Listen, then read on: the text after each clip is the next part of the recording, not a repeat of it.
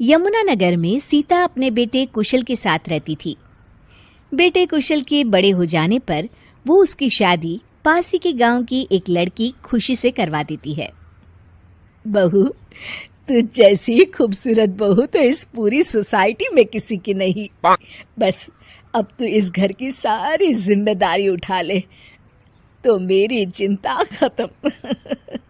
ये ले इस घर की चाबी, अब से ये तेरे हवाले। माँ जी, आप चिंता मत कीजिए, मैं इस घर का पूरा ध्यान रखूंगी। देखिएगा, आपको शिकायत करने का भी कोई मौका नहीं मिलेगा।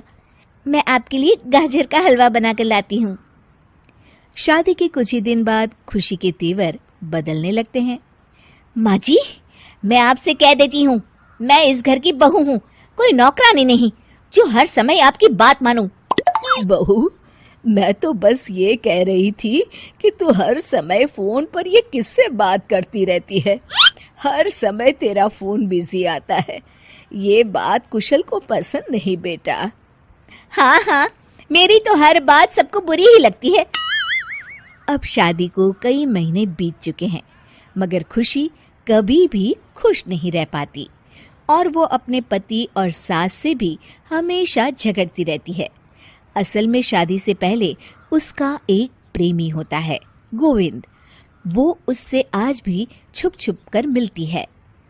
गोविंद, मैं अपने पति और सास के साथ खुश नहीं हूँ, चलो ना हम भाग जाते हैं। तुम एक काम करो, घर से सारा कीमती सामान ले आओ, उसके बाद मौका देखकर हम भाग जाएंगे। खुशी के पति और सास उसे बहुत प्यार करते हैं, मगर खुशी फिर भी उन्हें धोखा देती है और धीरे धीरे अपने घर से कीमती सामान को चोरी करके गोविंद को देने लगती है। उसकी सास को घर से सामान चोरी होने का संदेह होने लगता है। बेटा, समझ नहीं आ रहा, ये घर से धीरे धीरे सामान कैसे गायब हो रहा है। कौन सा सामान माँ? अरे वो चांदी के बर्तन जो मैंने बनवाए थे वो दिख नहीं रहे। यहीं कहीं होंगे माँ, आपकी बहू ढूंढ देगी। कितने बेवकूफ हैं ये माँ बेटे, इनका सारा सामान मैं गायब कर दूंगी और इनको पता भी नहीं चलने दूंगी।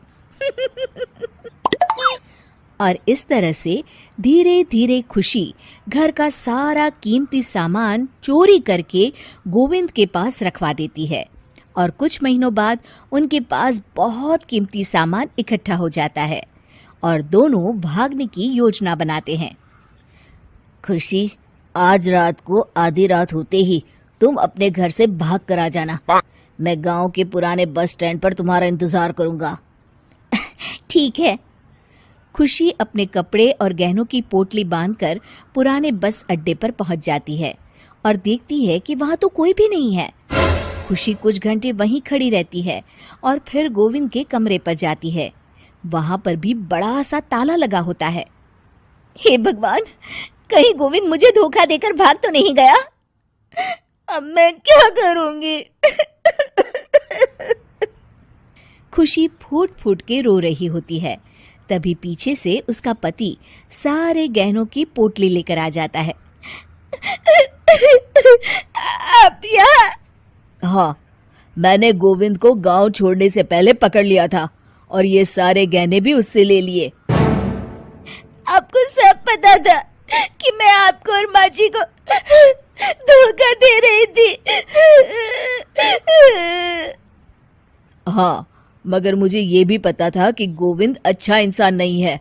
अगर मैं तुमको समझाता तो तुम कभी नहीं समझ पाती, इसलिए मैं चाहता था कि तुम्हारी आंखें खुद खुले। मुझे माफ कर दीजिए। कोई बात नहीं खुशी, मगर हमेशा ये याद रखना कि तुम्हारे अपने कभी भी तुम्हें धोखा नहीं देंगे। माँ और मैं तुम्हें बहुत प्यार करते हैं और हम दोनों चाहते हैं कि खुशी खुशी खुशी हमारे घर रहे, क्योंकि तुम ही तो हमारी खुशी हो। हाँ, मैं आज के बाद आपको और माँ जी को कभी निराश नहीं करूंगी।